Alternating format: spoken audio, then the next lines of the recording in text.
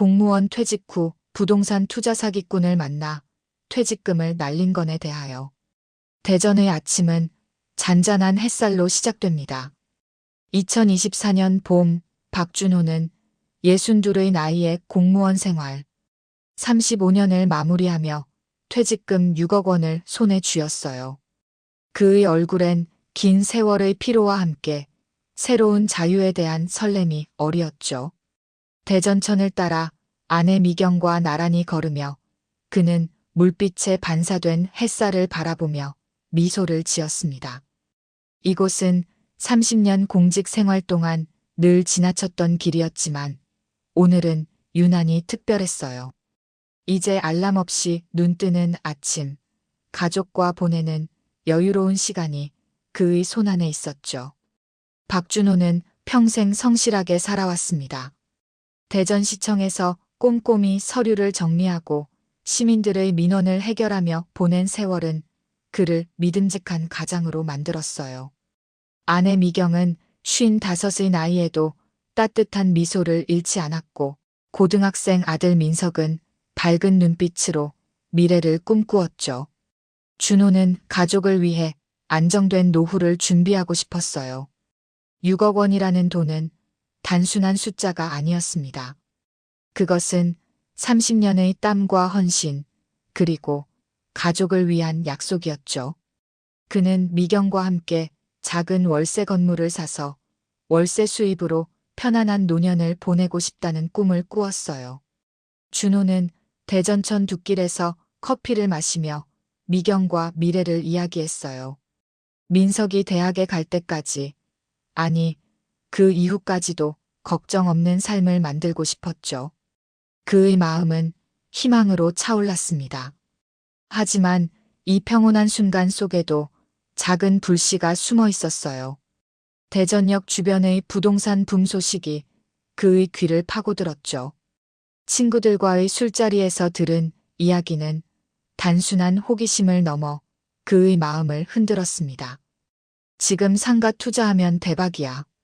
대전역 개발로 몇 년 뒤엔 2배로 뛴다고. 친구의 말은 달콤한 유혹처럼 들렸죠. 준호는 처음엔 웃으며 넘겼어요. 공무원으로서 늘 신중했던 그는 섣부른 결정에 익숙하지 않았죠. 하지만 퇴직 후 늘어난 시간은 그의 마음에 빈틈을 만들었습니다. 그는 유튜브와 책을 뒤지며 부동산 투자에 대해 공부하기 시작했어요. 그래프와 숫자, 성공 사례들은 그의 가슴을 뛰게 했죠. 6억 원이라는 돈은 단순한 노후 자금이 아니라 더 큰 꿈을 이룰 기회로 보였습니다. 그는 미경에게 말했어요. 조금만 투자해보면 우리 삶이 더 나아질지도 몰라. 미경은 불안한 눈빛으로 고개를 끄덕였지만 준호의 눈은 이미 새로운 가능성으로 빛나고 있었죠. 이 순간 박준호는 몰랐습니다. 그의 손에 쥔 6억 원이 단순한 돈이 아니라 그의 삶을 뒤흔들 시험의 시작점이라는 것을요. 2024년 여름 박준호는 퇴직 후 2달째를 맞으며 새로운 삶의 리듬에 적응하고 있었어요. 대전천의 시원한 바람은 더 이상 그의 마음을 달래주지 않았죠. 대신 그의 머릿속은 부동산 투자에 대한 이야기로 가득 찼습니다. 친구의 달콤한 말, 유튜브에서 본 성공 사례, 책 속의 화려한 그래프는 그의 가슴을 뛰게 했어요. 6억 원이라는 돈은 이제 단순한 노후 자금이 아니라 더 큰 가능성의 문을 여는 열쇠로 보였죠. 어느 날 저녁, 준호는 친구 민수의 소개로 부동산 컨설턴트 이 팀장을 만났습니다. 대전역 근처의 세련된 사무실에서 이 팀장은 자신감 넘치는 미소로 준호를 맞았어요. 그의 말은 논리적이고 매혹적이었습니다. 대전역 개발은 이미 시작됐어요. 지금 상가에 투자하면 월 500만 원은 기본이죠. 몇 년 뒤엔 원금이 2배로 뛸 겁니다. 이 팀장은 화려한 프레젠테이션 자료를 펼치며 대전역 주변의 상가 매출 그래프와 개발 계획도를 보여주었어요. 준호의 눈은 자료 속 숫자에 고정되었죠. 그의 심장은 빠르게 뛰기 시작했습니다. 준호는 신중한 성격이었지만 이 팀장의 말은 그의 마음을 흔들었어요. 그는 미경에게 투자 이야기를 꺼냈지만 미경은 불안한 눈빛으로 고개를 저었죠. 너무 급하게 결정하지 말아요. 우리에겐 민석이도 있잖아요. 하지만 준호는 이미 유혹의 늪에 빠져들고 있었어요. 그는 자신을 다독였죠. 조금만 투자하는 건 괜찮을 거야. 결국 그는 1억 원을 떼어 대전역 근처 소규모 상가에 투자하기로 결정했습니다. 계약서에 사인을 하는 순간 그의 손은 미세하게 떨렸어요. 투자 후 첫 달 월세 수익 300만 원이 통장에 입금되었습니다. 준호는 믿을 수 없었어요. 매달 꼬박꼬박 들어오는 돈은 그의 가슴을 설레게 했죠. 그는 미경에게 자랑스럽게 말했어요. 봐, 내가 말했잖아. 이게 진짜 기회라고. 미경은 여전히 불안한 표정이었지만 준호의 밝은 얼굴을 보며 미소로 답했습니다. 준호는 매일 아침 통장을 확인하며 미소를 지었어요. 상가의 임차인은 젊은 카페 사장님이었고 매장은 늘 손님들로 북적였죠. 준호는 직접 상가를 방문해 활기찬 분위기를 확인하며 안도했습니다. 이 성공은 준호의 마음에 불을 지폈어요. 그는 더 큰 투자를 꿈꾸기 시작했죠. 이 팀장은 기회를 놓치지 않았습니다. 박 선생님, 소규모 상가는 시작일 뿐이에요. 대전역 중심 상가에 투자하면 훨씬 큰 수익을 볼 수 있죠. 이 팀장은 새로운 상가 프로젝트를 소개하며 준호를 설득했어요. 지금이 마지막 기회예요. 대전역 개발이 본격화되면 이런 조건은 다시 없죠.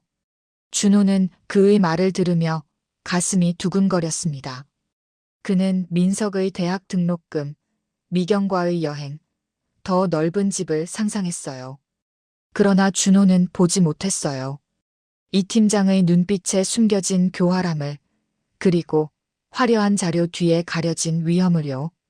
그의 낙관적인 마음은 경고의 신호를 무시했죠. 대전의 뜨거운 여름 햇살 아래 준호는 자신의 꿈이 황금빛으로 빛난다고 믿었습니다. 하지만 이 빛은 곧 그의 모든 것을 집어삼킬 그림자의 전조였어요. 첫 번째 성공은 그의 신중함을 무디게 했고 더 큰 욕망의 문을 열었죠.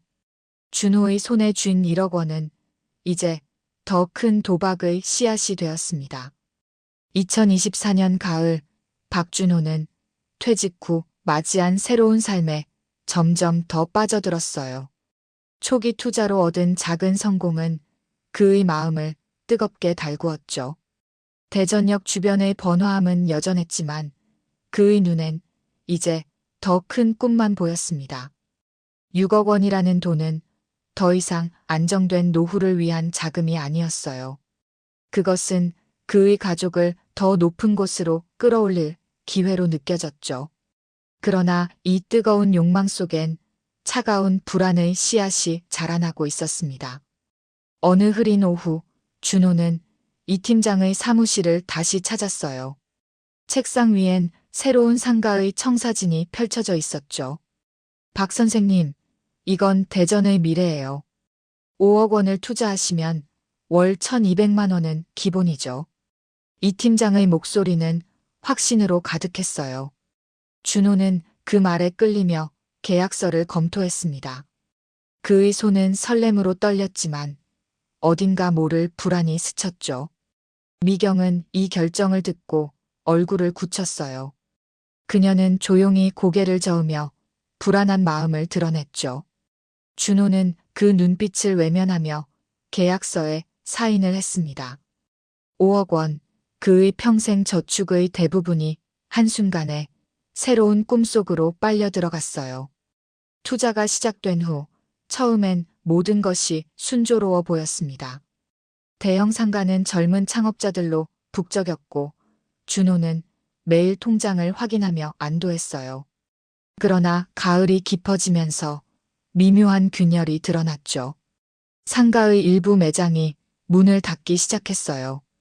대전역 개발이 지연되고 있다는 소문이 돌았고 뉴스에서는 금리 인상과 부동산 시장의 불확실성을 경고했죠. 준호는 불안한 마음을 애써 눌렀습니다. 조금만 기다리면 괜찮아질 거야. 그는 스스로를 다독였어요. 하지만 월세 수익은 점점 줄어들었고 기대했던 1200만 원은 고작 300만 원으로 쪼그라들었죠. 밤이 되면 준호는 대전천을 바라보며 불안에 잠겼어요. 고요한 물소리는 그의 마음을 진정시키지 못했죠. 민석은 아빠의 굳은 표정을 보며 조심스럽게 다가왔지만 준호는 미소로 걱정을 감췄습니다. 다 잘 될 거야, 걱정하지 마. 하지만 그 미소는 점점 무거워졌어요. 이 팀장은 여전히 전화로 낙관적인 말을 쏟아냈죠. 시장 상황이 잠시 흔들리는 거예요. 곧 회복될 겁니다. 그러나 그 목소리는 점점 더 멀게 들렸어요. 준호는 밤마다 통장 잔고를 확인하며 잠을 이루지 못했죠. 대전의 가을 하늘은 점점 잿빛으로 변해갔습니다. 준호의 마음도 그 하늘처럼 무거워졌어요. 5억 원이라는 돈은 그의 손을 떠나 불확실한 미래 속으로 묶여 있었죠. 미경의 걱정 어린 눈빛, 민석의 조용한 침묵은 그의 가슴을 짓눌렀습니다. 그는 몰랐어요. 이 불안이 단순한 예감이 아니라 그의 삶을 뒤흔들 거대한 파도의 시작이라는 것을요. 대전역의 불빛은 여전히 반짝였지만 그 아래엔 어두운 그림자가 점점 짙어지고 있었죠. 2024년 겨울, 박준호의 삶은 잿빛 하늘처럼 무너져 내리고 있었어요. 대전역 주변의 대형 상가에 투자한 5억 원은 그의 모든 희망을 삼켰죠. 부동산 시장은 예고 없이 급락했고 준호의 꿈은 한순간에 악몽으로 변했습니다.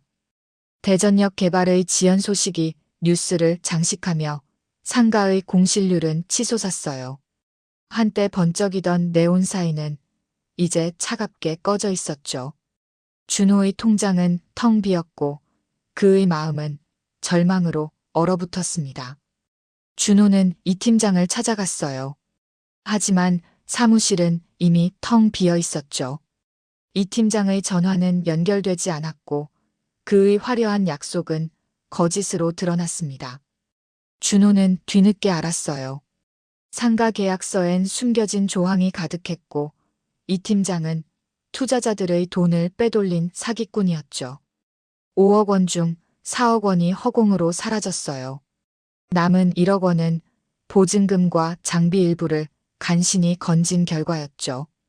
준호는 사무실 바닥에 주저앉아 멍하니 벽을 바라보았어요. 35년 공직 생활의 결실이 한 장의 종이처럼 찢겨나갔습니다. 설상가상으로 준호의 건강마저 무너졌어요. 밤마다 이어지던 불안과 스트레스는 그의 몸을 갉아먹었죠. 어느 날 새벽 극심한 가슴 통증과 숨가쁨이 그를 덮쳤습니다. 병원 응급실에서 그는 고혈압 합병증, 신부전 초기라는 진단을 받았어요. 병실의 차가운 형광등 아래 그는 텅 빈 통장과 미경의 눈빛을 떠올렸죠. 미경은 말없이 그의 손을 잡았지만 그 손은 떨리고 있었어요. 민석은 병실 문 앞에서 고개를 숙인 채 서 있었죠. 준호는 자신의 실패가 가족까지 짓밟았다는 사실에 가슴이 미어졌습니다. 준호는 병원 침대에 누워 자신의 삶을 돌아보았어요.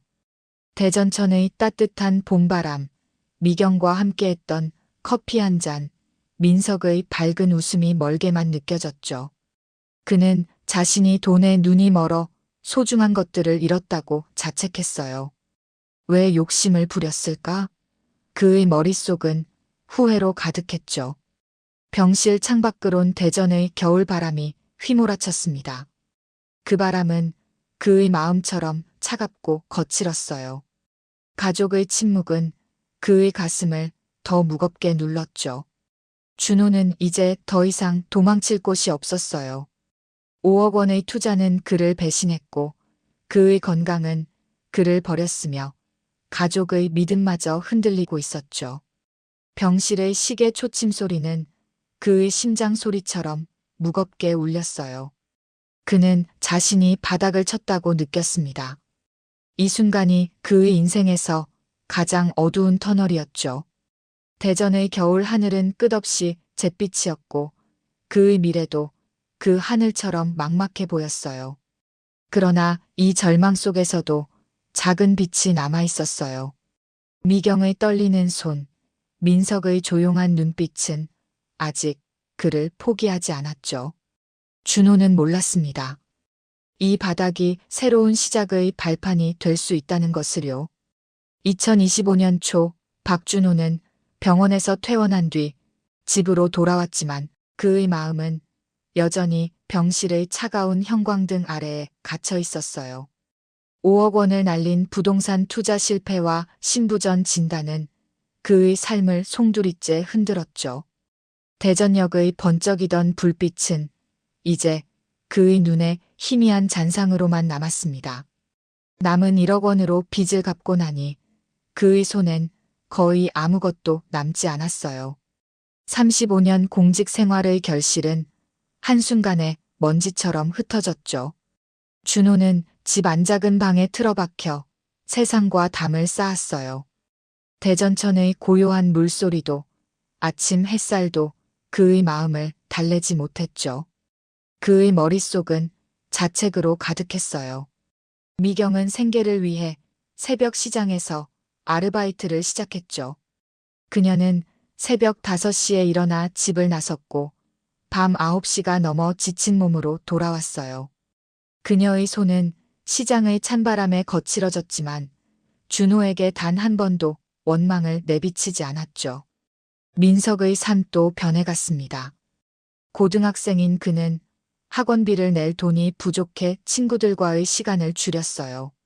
예전엔 아빠와 함께 야구 경기를 보며 웃던 민석은 이제 방문을 굳게 닫고 홀로 시간을 보냈죠.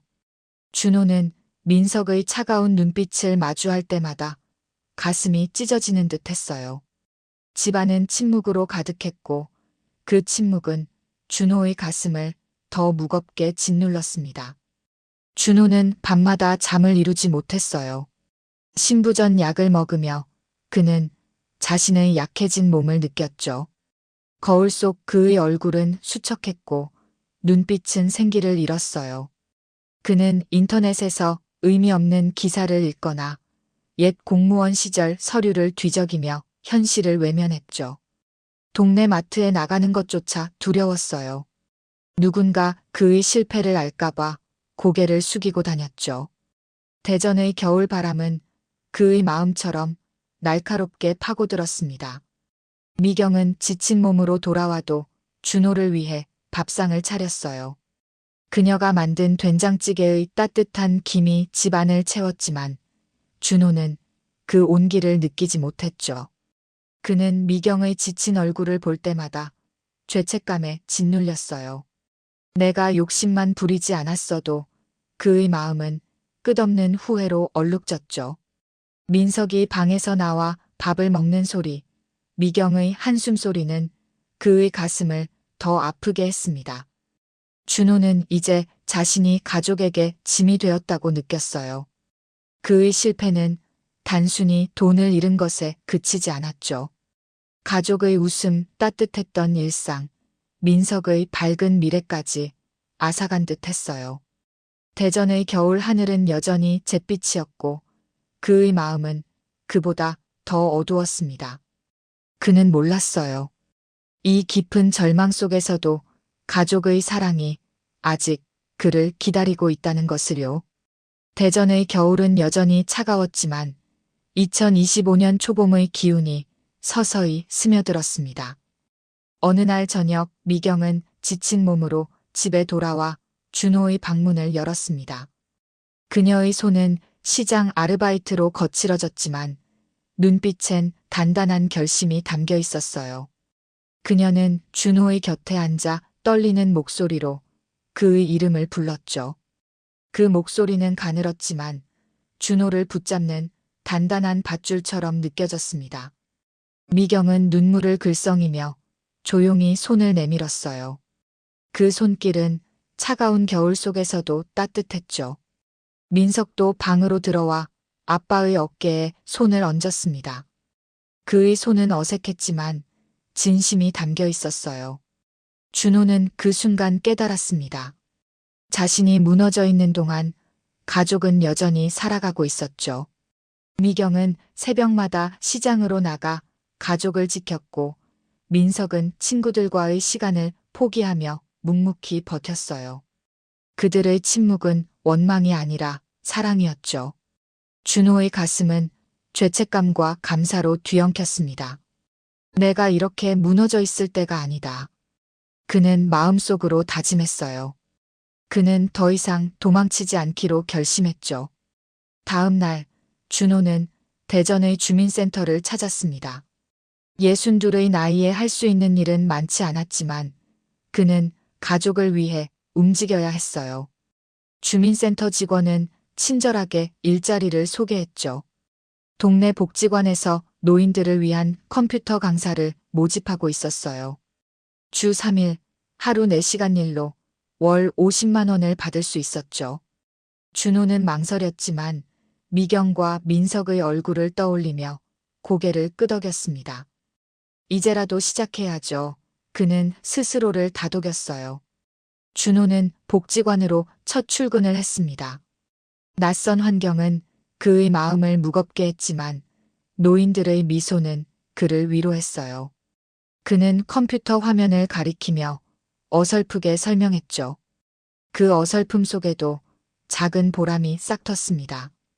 대전의 초봄 햇살은 아직 차가웠지만 그의 마음엔 따뜻한 기운이 퍼져갔어요.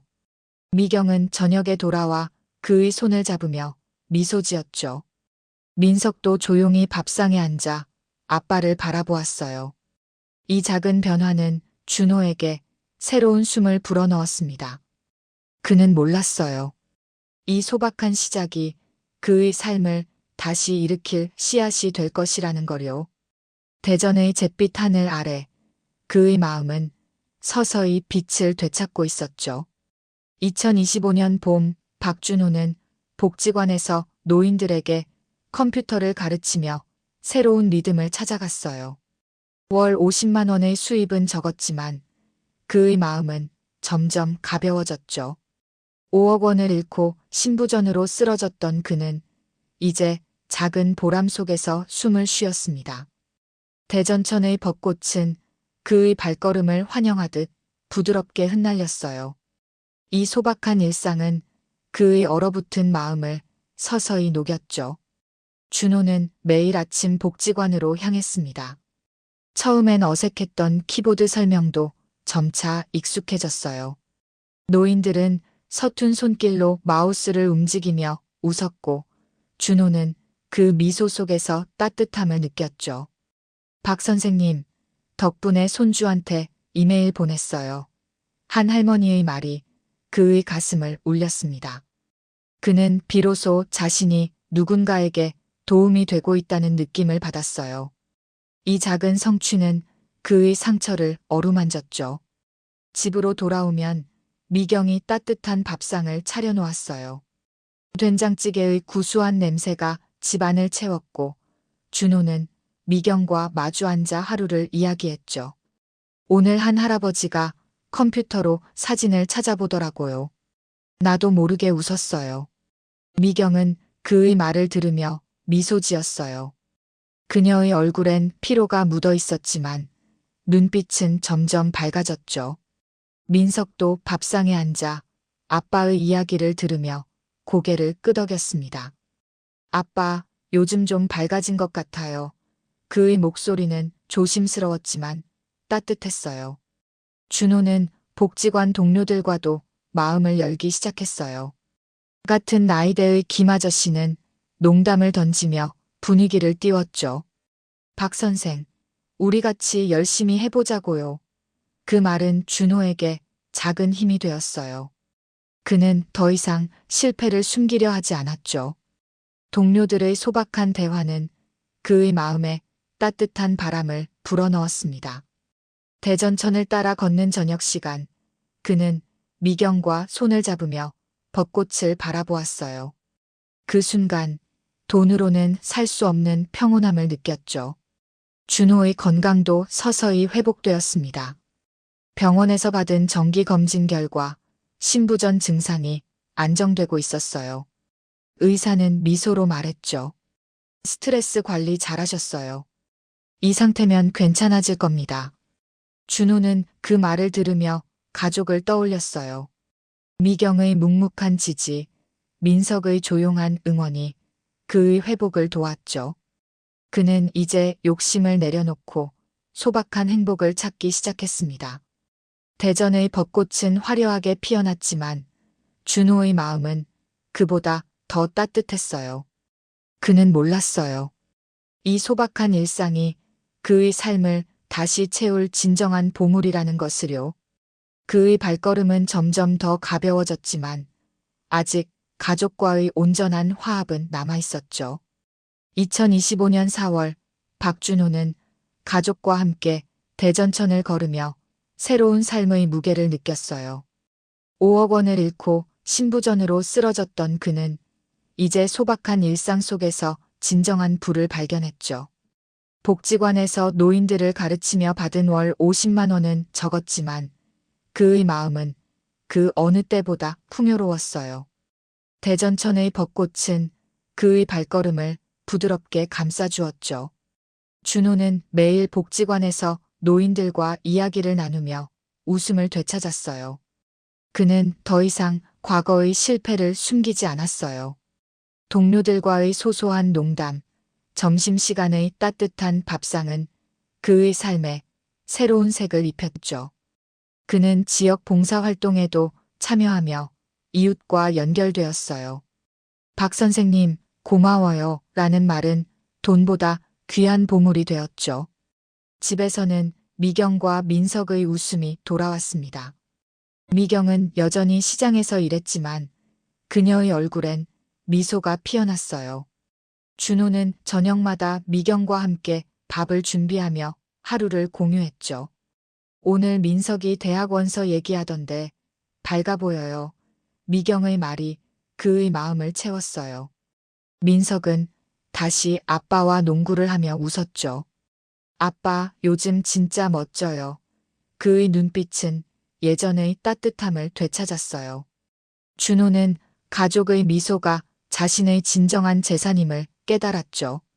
어느 날 준호는 대전천에서 벚꽃을 바라보며 미경의 손을 잡았습니다. 바람에 흩날리는 꽃잎은 그의 지난 고난을 씻어주는 듯 했어요.